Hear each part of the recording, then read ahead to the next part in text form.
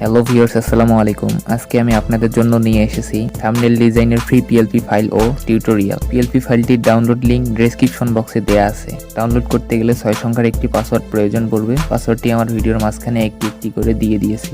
এখনো পর্যন্ত যারা আমাদের চ্যানেলটি সাবস্ক্রাইব করেনি তারা অবশ্যই সাবস্ক্রাইব করে পাশে থাকা বেল আইকনটি অন করে দিন, এরকমই ইন্টারেস্টিং ভিডিও সবার আগে পাওয়ার জন্য।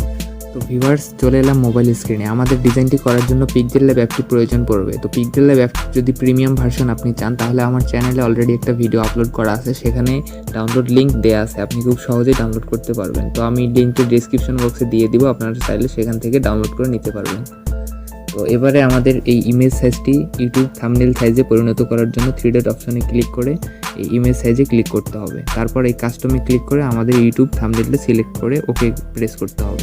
তারপর আমরা এই অতিরিক্ত লেখাটি ডিলিট করার জন্য এই উপরে ডিলিট অপশনে ক্লিক করে ওকে প্রেস করে দিলে ডিলিট হয়ে যাবে। তো আমাদের এখানে একটি ব্যাকগ্রাউন্ড অ্যাড করতে হবে। এর জন্য আমাদের এই আইকনে ক্লিক করতে হবে, করে আমাদের ফ্রম গ্যালারি থেকে একটি ব্যাকগ্রাউন্ড নিয়ে নিতে হবে। তো আমি এই ব্যাকগ্রাউন্ডটি নিয়ে নিলাম। তারপর আমি টিক মার্কে ক্লিক করে দিব।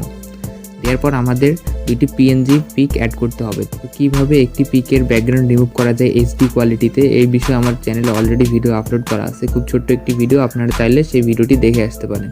তো আমি লিঙ্কটি ডেসক্রিপশন বক্সে দিয়ে দিব, আপনারা সেখান থেকে দেখে নেবেন। তো তারপর আমাদের এই আইকনে ক্লিক করে আমাদের পিএনজি পিক দুটি অ্যাড করে নিতে হবে।